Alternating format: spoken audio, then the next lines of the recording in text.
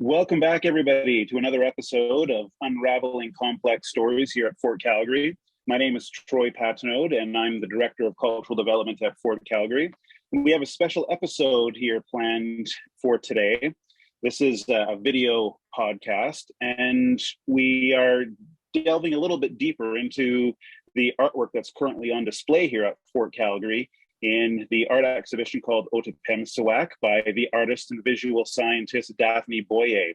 So Daphne's here with us, and we're kind of doing this in a panel format. We also have members, and we're doing this exploration alongside members of the Calgary Horticultural Society. So why don't we just go around the table here and introduce ourselves, and then we'll throw it over to you, Daphne, to start with the presentation. Sure. So Michelle, why don't you introduce yourself first, and then Kath, and then I'll take over. All right, thank you. I'm Michelle Edworthy. I'm the Programs and Master Gardener Coordinator for the Calgary Horticultural Society. My journey with plants started with an agriculture degree that I did at UBC and has continued on through my life, doing different outdoor education projects and, of course, tending my own garden. Great, thank you for that. And what about you, Kath? My name is Kath Smyth. I'm a horticulturist with the Calgary Horticultural Society.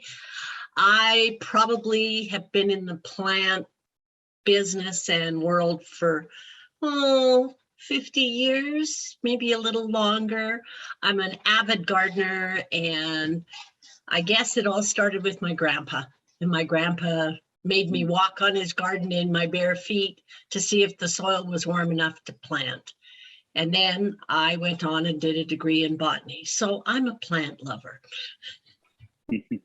That's wonderful. It's a wonderful story. What a great way to get a child to connect with the earth. Your grandfather was a very wise man. He was. He definitely was. Wonderful.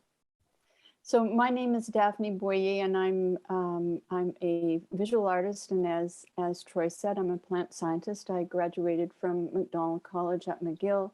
In the 80s, I studied economic entomology and organic agriculture, so how to tend gardens without chemicals. I actually started that program at Olds, Alberta, and did 1 year there, and then realized that I was at odds with the focus on chemicals, so transferred to McGill, and that worked out very well. But thank you all so much for being here. This is a fun opportunity to look at how plants inform my work and how specifically gardening does. And before I get into that, I want to thank Fort Calgary for supporting my project, my art making project, and for the opportunity to meet these wonderful people. To Troy and Allison, thank you so much for being there to shepherd me along. And too bad I can't be there in person. I would really enjoy that, but it hasn't worked out because of COVID. So greetings from the Lekwungen speaking people's territory out here in Victoria, which I have called home since just before COVID. Originally from spent the previous 30 years in Quebec. So my partner Don Sugden and I purchased a property in rural Quebec in a town called, just outside a town called Sutton, which is in the southeastern townships. The property was a renowned garden planted originally by Evelyn Lambert, and Evelyn was the first woman film animator at the National Film Board. She purchased what was the equivalent of a farmer's field, and this is a view across the road from where we were. The mountain you see is called Mount Sutton. It connects to a corridor of mountains, the Green Mountains, the White Mountains that lead down into Georgia. So regularly people hike this Appalachian Trail. I didn't do it, I have to admit, but I certainly admire those who did. This is Eve. So Eve was deaf from the age of 6, managed to have a really exceptional professional career. Like I said, the first woman film animator at the NFB. She was a lifelong colleague with Norman McLaren. So together they won an Oscar and produced many wonderful films. Eve went on to produce her own collection of films, her own animations, and was eventually acknowledged for being a filmmaker in her own right after her death. The garden was remarkable, and it was included in this book by Nicole Eaton and Hilary Weston, which in the 70s or late 70s, early 80s was a coffee table book with really great pictures of well-known Canadian gardens, and Eve was very proud to have her garden in the book. So these are a few panoramic shots that I took. The garden taught me how to be a photographer. And basically there were many gardens on this property, and Evelyn had planted way up into the pines in the back, which we have no photos of. There were remarkable gardens throughout the area. She grew her own bedding plants and mulched. At least a foot of mulch of duck manure was put onto this garden every year for the 25 years that she was there. So by the time we arrived, I could literally shimmy my arm. Just by shimmying my hand like this into the soil, I could reach down to my armpit. The only thing that stopped me was the fact that my arm wasn't long enough, but the soil was so friable and loose because of that practice that it was really a pleasure to garden in, and the mulch also was a great form of weed control. The pond in the background was fed by 5 springs. It was incredibly cold. It was overgrown when we arrived. We dredged it out and it became a great swimming hole. My partner, Don Sugden, was really a fanatic about building rock walls. And these are a couple of the walls that he built. The exposed rock in the background was cleared off by Evelyn, and some of it, the last residue of soil was actually removed with a spoon. She would spend hours out there. She didn't want to scar the rock. And the little pockets in that rock became a great place for me to plant alpines. The early morning was a particularly wonderful time. The light was really remarkable, and I would get up early on the weekends when we were there and photograph. This is a little espalier that we did on one of the basement walls. And here are a few shots of the beds. Evelyn was really into specimen planting, and I was less keen on that. So I prefer more mass plantings. I liked bigger shows of plants. So this was well into our time on the property. And I like to paint with rivers of plants. And although the sedum in this shot is not in bloom, once it was really quite beautiful. A big flow of yellow blossoms over that rock really did it for me. And of course, here's an allium in the early morning dew. So maybe I'll just take a little break here. How is the sound? Are we doing all right? Troy, can you weigh in on that? Or? Yep, it sounds fantastic, and these images look amazing. I'm already super interested and wish I could go and visit, and love your statement about how gardening taught you how to be a photographer. Want to know more? Okay, all right, well then let's move on. So at one point, I didn't mention earlier, but my dream was always to be an artist, and I ended up in plant science, and plant science really reinforced that desire when I started looking through microscopes and seeing the phenomenal world of, through the lens. I was overwhelmed with the beauty and thought, at some point, I'm going to use this to make art. But I needed to make a living too, right? And I had family responsibilities. But on this property, I became so full of images of insects and birds and plants that And because I was environmentally sensitive, I knew that I could not pursue a career in art making. My attempts to do that had been always ended with some kind of a lung condition when they closed the doors on the studios and the air particles in the air went up. I was immediately sick. So gardening was a bit of a sorry second choice for me.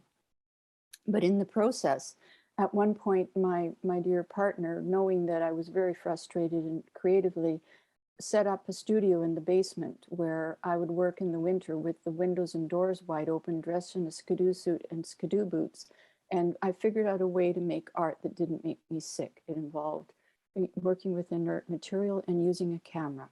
So this is one of I think probably 16 or 20 little sculptures that I made to comment on the symbiotic relationship between plants and insects and my concern about pollinating insects. So this was probably, I don't know, maybe in the early 2000s. And I created this sculptures that when we look at insects, they are as outrageous as this insect is. They kind of remind me of can-can girls in the way that they're dressed, or their images under a microscope, but they're phenomenal.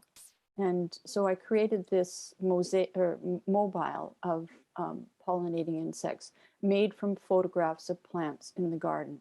And if you look right in the center near the top is one blue, little blue insect. And that was a photograph of the Himalayan blue poppies that I grew in the garden. They only lasted about 3 years, but I considered that my Girl Guide badge to gardening, the fact that I could even get them to survive that long.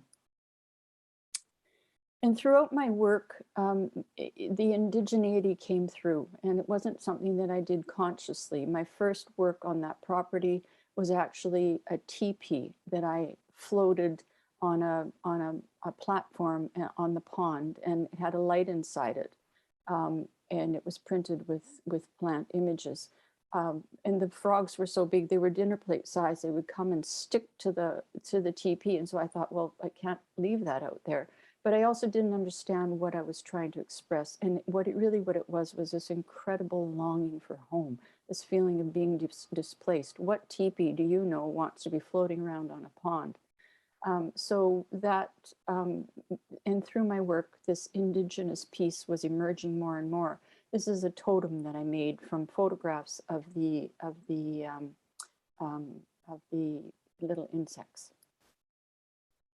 The other thing is that, as many gardeners know, when the sap comes up, we're so charged, we feel like nothing can stop us. But when the sap starts to go down and the plant life begins to senesce, there's a real feeling of sadness at loss of this beauty. And because I worked in Montreal, an hour and a half away from the garden, and came home to madly garden on the weekend, I often missed the show. So I set about recreating plants, which I called my Frankenplants, and photographing them. So these were reconstructions that I made, taking plant parts, painting them, making paper versions, like sort of prostheses, and then planting them in unusual locations in the yard, and then photographing them. So here's a few of those. This is a paper doll that I made that is stitched about the size of a 10-year-old child. It is it's lit inside with LEDs, and it's a celebration of the life of Rachel Carson, the founding mother of the environmental movement in Turtle Island. So lots of little pearl buttons make up the spine, and pearl buttons on any joints, as well as hand-dyed paper. The little outfit that she's wearing is actually one that I had when I was a kid. And it has no face because her book was called Silent Spring. So although this doll is dressed in a spring outfit, she has no face and no voice because of Rachel's prediction that because of DDT and other chemicals, we would eventually eliminate birdsong and peepers, which it seems like her prediction is well underway. At one point, I realized that I could not be an artist and a gardener, that the gardening was a full-time job. I also had my professional life, and I had to make a choice. And And to the great despair of my partner, Donald, who loved the property, I realized that I couldn't be head gardener and artist at the same time, and decided that we were going to leave the garden. And what the pivotal point for this for me was when I started spending more and more time in the ditch and in the woods. I began making a collection of birds that were made from plant material where I spotted the bird. So these are collages of these little sculptures. So the actual sculptures were made out of grass. There's a hummingbird, and there's this little apocalyptic robin, and the blue bunting on the right-hand side. The blue bunting was really when the penny dropped for me. I was in the ditch outside the garden, really struggling with how could I let this place go, but also feeling the burden of having a show garden. People would come by busloads from Toronto and from Eastern Canada, and I wasn't at ease about that. I felt that that the garden had to do its work somehow, and the work actually became my work, my artwork. I don't come from privilege, and I was at odds with living in a place like this. So the bunting met me in the ditch. It flew in front of me. It just looked me in the eye. It sat there just floating in space, and it was a remarkable experience. And I thought, what came to me in that moment was, I'm an artist, I'm not a gardener. So it was time to move on, and hence the fact that we left the garden. So this is we moved back to Montreal without really a plan about what to do, for me anyway, but I was following my intuition. Unfortunately, my partner got over his heartbreak, and I would walk on Mount Royal monitoring plants. So Mount Royal is a big park in the center of Montreal. Part of it's cemetery, as is here, and others is parkland. So I walked the park and scouted plant material and began to accumulate a lot of digital images of plants without really knowing what I was going to do with it. Here I'm harvesting high bush cranberries, sorting and harvesting. And those cranberries I used to stage what I called my plant tiles. So these are meticulously staged plant material that's photographed in a signature way that is part of my work. So, and along the way, I developed allies with some phenomenal photographers because I was way out of my depth with the camera. I actually didn't even like photographing, to be honest with you. I didn't like the camera. I wanted to work with the material. So I met this wonderful young woman, a recent graduate from Dawson College Photography Department. Her name is Lena Samakova, and we have worked together since 2016. And we worked together remotely long before COVID. I was in Western Canada, she's in Montreal, and Lena's hand is in all of what I do. And she's a wonderful friend and colleague, and it's been a very rich part of my art making experience to work with her. This is Barry Muse. He is the teacher, professor at Dawson College, and also at another college in Montreal, Vanier College, in photography and digital arts. You can see the results of those plant tiles are behind us on that wall. And that Barry is my go-to guy. He's a guru. We routinely get stuck. We push these digital tools that we use to the limit in this combination of where I combine plant material, women's traditional handwork, and digital tools to make these scalable pieces. Barry is always there when I need him, and we need him frequently. So this particular summer, I think it was 2016, I got a significant grant from the Conseil des Arts et Lettres de Québec, which is the equivalent of the Quebec Arts Council. My objective was to find a way to use berries as beads. So I was painting them, I was drawing them, I was stitching them, I was doing all of these things in a very scientific way, and I ended up repeatedly with jam on my desk. It was devastating. You know, all this money going out the window, and I'm thinking, what a monumental failure. And in that process, my wonderful mother passed away. And my mom my mom was very inspirational. She was the archivist of our Métis history. She had kept all the documents. She was a storyteller. She was a naturalist, a plant lover. You can see well into her late years, she was still looking up at the sky and watching the birds and following the cranes. She lived most of her life in Saskatchewan, and when she went into decline in her 90s, she moved to Victoria, where my sister lived, and then we both took care of her. But Mom was a 45-year practitioner of yoga, and she actually died in a yoga posture. I know that sounds unlikely, but my sister is a yoga teacher, and she breathed Mom out of this world. And this work, which is one of the first works that I made using my berries to beads technique, because when Mom passed, I realized I didn't have to use physical berries. I could use photographs of berries to make my work. So I built a digital bead box using photos of berries, and then I began to use those photographs to collage works. And this is one of the works in it. It's a comment on my mom's passing. It's called Hemoglobin, and it is a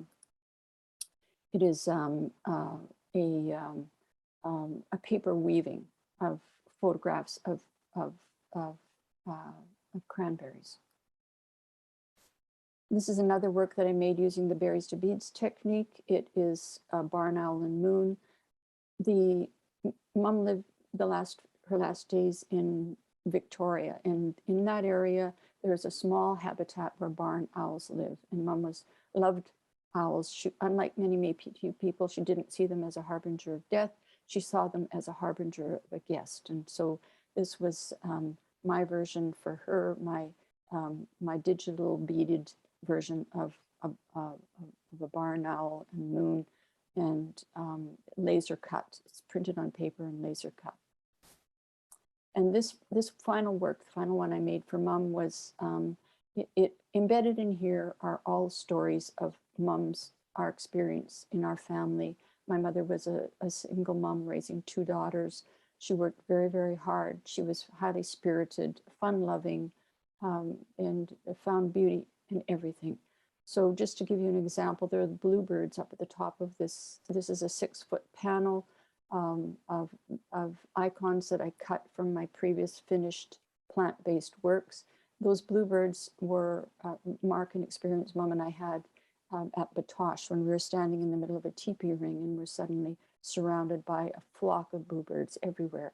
And Mom, being who she was, just said, you know, this is a good omen. The next berry beads work is this big work that this is an 8-foot piece that will soon be going as a light box to the Remy Modern show at the Remy Modern in Saskatoon. The original piece was beaded by an unknown Métis Dene woman. It is in the form of a moss bag, so basically a baby carrier with the first disposable diaper being the moss. And it is held in the Manitoba Museum collection.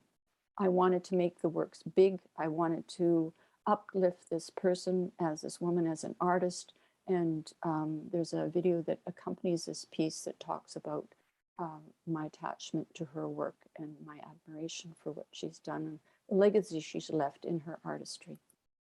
This is an example. This is a 4x4 4 feet by 4 feet piece. So the resolution of my photographs are very high, so they can be scaled up. Each berry can be enlarged to the size of your head. So if you know anybody who wants a mega project, there's lots of potential here. The last of the berries to beads work is this is called the birthing tent. It is made in honor of my great-grandmother, Eleanor Hamelin, who was an itinerant midwife. She was born on a buffalo hunt. The oxytocin molecule that you see on your left honors the cohesiveness of the Métis community, and particularly in the buffalo hunt. My great-great-grandfather, Solomon Hamelin, was one of the leaders of the hunt from the Red River District. The ribbons honor the tradition of making ribbon skirts and also honor missing and murdered Indigenous women and girls and two-spirited people through the making of those skirts. Here's another example, shot with the moss bag beading in the back. This is in a show at the Legacy Gallery in Victoria, a show that was curated by the wonderful Laurelie Wastasakut. So recent works, here we are. I've recently developed a technique for making what I call digital quill work. Quill work preceded beading. This is an example made by a Lakota quill worker. It's in the collection at the Smithsonian, the National Museum of the American Indian. It shows the exquisite dyed quilts and how they were stitched to make these remarkable patterns and designs on clothing and gear.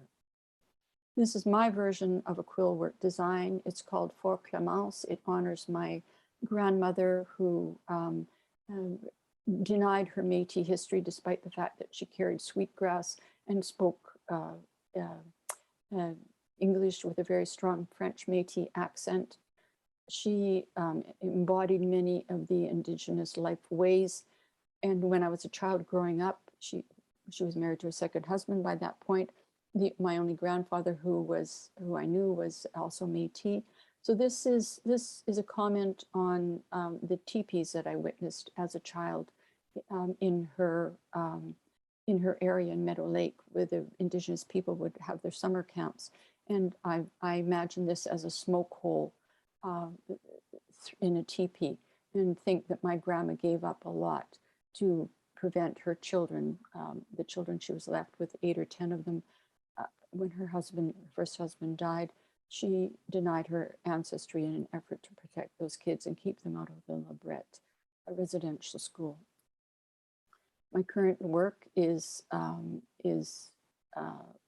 using quills is inspired in part by this wonderful sash that was finger woven by my late friend Doreen Page. Doreen Page was a member of the Anglican Church, and she fought for not only reconciliation, but restitution for Indigenous people. She was a great community member and very progressive in her thinking. These are my works, my latest quill works. They are, so these are large collages. My work now is very large. These are 24-foot long banners that will hang in a gallery called Montréal Art Interculturel later this year. So that's a Montreal gallery. They represent 2 of the 4 sacred medicines, the beaded sweetgrass on the left, and the 2 tree forms, the boughs represent cedar. And together they reflect my lifelong practice of leaning into nature, into plants, and specifically trees for grounding, for healing, for support at times in my life when I've struggled, with mental health or emotional issues. Trees have always been there, and yeah, so there we are. That's it for me. Thanks so much, Daphne. That was amazing. I really appreciated that and learned so much about all the art that's right here on the walls at Fort Calgary. It's nice to know those backstories and beginnings of things. And yeah, you just did a really great job at explaining and guiding us through that. So any questions out there from anyone else on this panel? I had a question. I was just curious if there was a story that led you to Evelyn's property, and if you knew about Evelyn prior to the property, or if that was just something you learned about as you were. That's a really good question. Yes, there is a story. When my father-in-law died, a friend of ours took us to that property. Evelyn at that day was, or not that day, but at that time was having an open house, and that meant that she would be kind of busying herself somewhere in the garden and had very little to do with the guests who wandered around. So we showed up with our friend, and my husband fell in love with the property. He really was overtaken by the beauty of it. I can remember he sat on the dock and just wept because he was grieving the loss of his dad. And then he wrote Evelyn a letter where he said, offered his services, living an hour and a half away and being, working full time. He said, I will I'd like to come and garden with you. I'll do whatever you like. You know, you don't have to talk to me. You can just give me tasks. And then he got this letter back that basically said, this is my garden. You want a garden? You find your own garden, you know? and I mean, it was just shockingly blunt. And then when Eve died, when she passed away, the same friend contacted us. She no longer lived in Montreal, but her mother was close friends with Evelyn. And she said, you know, Evelyn has passed away. That property is going to be up for sale. Here's who you contact if you're interested. There's not many people who are interested in taking on a garden of that size, and the executors want to maintain the garden. So we did. We contacted them and basically turned our lives upside down. It wasn't an easy purchase. There were all sorts of issues, but ultimately we ended up, the executors let us come and live in Evelyn's house before the sale was even complete, which was really unusual. So we got a great feel for what the place was like. I mean, we would come and stay there on the weekends and just to assess, you know, can we do this? And that's how it happened. And when you were at the property, did you maintain a lot of what she already had? You said she liked specimen plants, but you like drifts. So how did you make that kind of compromise between trying to maintain her history or what she did and trying to make it your art, I guess? Those are really good questions. I think, like, first of all, there were beds that were in disrepair and where it was obvious that there had been some form to it, but they were overgrown by what I called bully plants. So for the first 3 years, we just maintained the garden and watched what was growing and cataloged it. Eve also had, every year she'd had charts of where she tracked the flowering of planting and flowering of the garden. So we knew what to expect. That's all we had in that garden book you saw. And we removed out all the chemicals because she was a chemical gardener. And so basically what I would do is when I was restoring a bed, I would dig out plants and try and figure out who was being overwhelmed by whom. And then that would become the plant that I would favor. You know, obviously a bully plant or an invasive plant, one grows more quickly. You don't have to worry about that. You just have to worry about cutting it back. But it's that little plant that was being completely overshadowed that is underneath that I would favor. So that's what I did in terms of restoring it. And then I try and propagate the less invasive or aggressive plant. Well, like I mentioned earlier, I loved what you said about how gardening taught you to be a photographer. And I just, for some reason, I was just really intrigued by that. And I'm wondering if you can speak more to that. And I guess I was also kind of wondering then, could you say that gardening also taught you how to be a visual artist, or is that just too much of a leap? No, for sure. I mean, it's a natural world taught me to be a visual artist, right? I mean, it was on that property that at one point we were sitting around the table, a bunch of us, we were gardening that day and sitting around the table, and I was commenting on, you know, I could see something that if it was a plate, and it had a beautiful design on it. And I said, hey, look, if you took this design and you did this with it, it could make that, right? And people are looking at me and they're saying, don't get it. Well, come on, you see this design and you imagine, just transform it a little bit and you could get this. And they just said, have no idea what you're talking about. And I think I was 47 at the time, and I thought, holy smoke, not everybody does this. You know, not everybody looks at things and recreates them in their mind and imagines them as being different. And that was a really kind of like, wow, I had no clue that people don't do this. I just thought it was part of being human. So,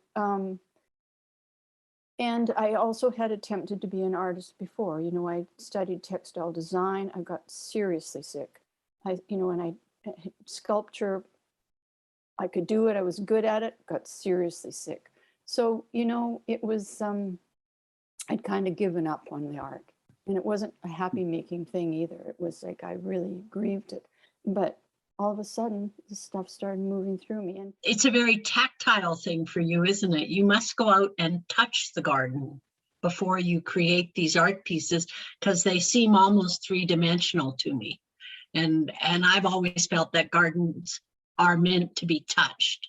I've been told to not do it in some very famous gardens, but to me, plants are meant to be smelled and touched and dealt with.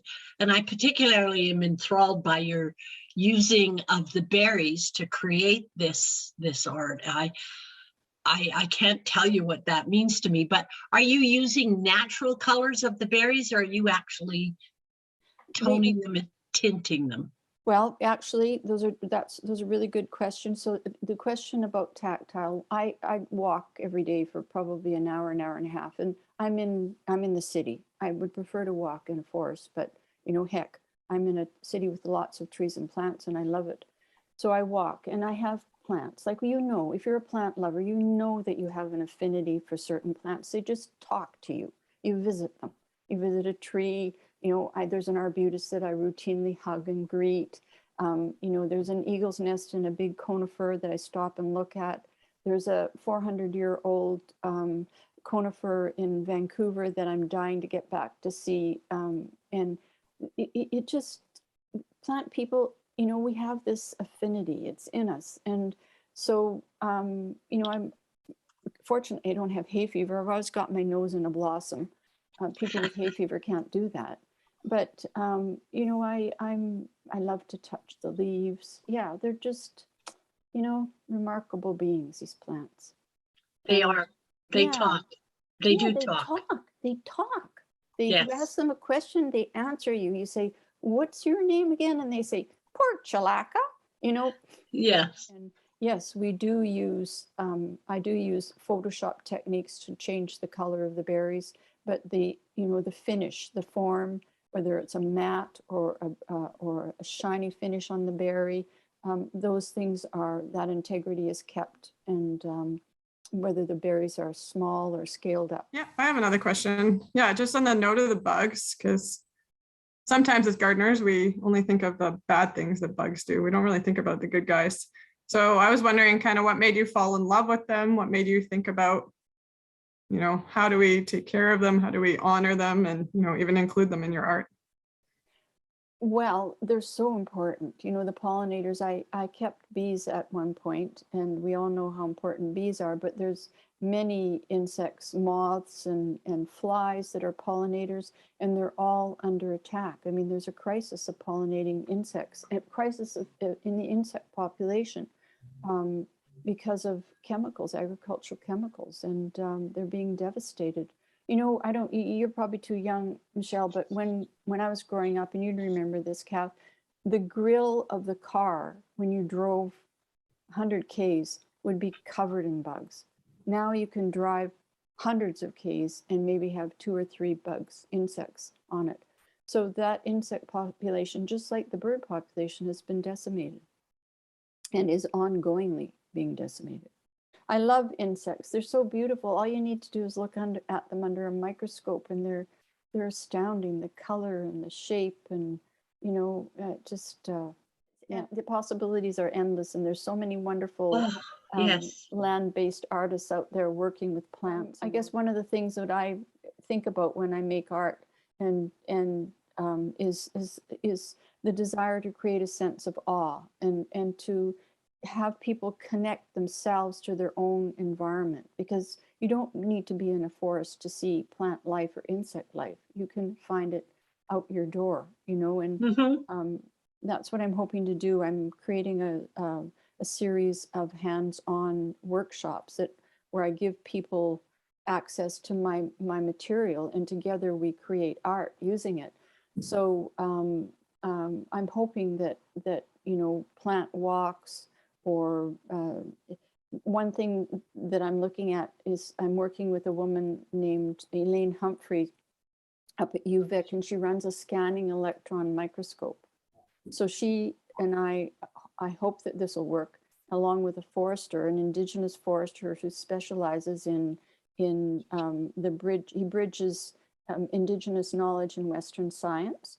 So with this scanning electron microscope, I hope as part of my show in Montreal that we will be able to do an event where Elaine, we talk plants, she shows us the plant at 100, at 1,000 magnification. So we're actually looking at the stomata on the leaves and talking about what happens in the environment when these plants dry out. What happens to the stomata? How do these plants adapt to the climate crisis? Wow, thanks everybody for joining us. Thanks, Daphne. That was an incredible presentation. And thanks, Kath and Michelle, for joining us on this panel and for your questions. And to all of our listeners out there, Daphne's exhibition, otipemisiwak, will be here at Fort Calgary until June 26th. So come on down and see it. We look forward to seeing you here. And otherwise, either way, have a great day, everybody, and talk to you soon.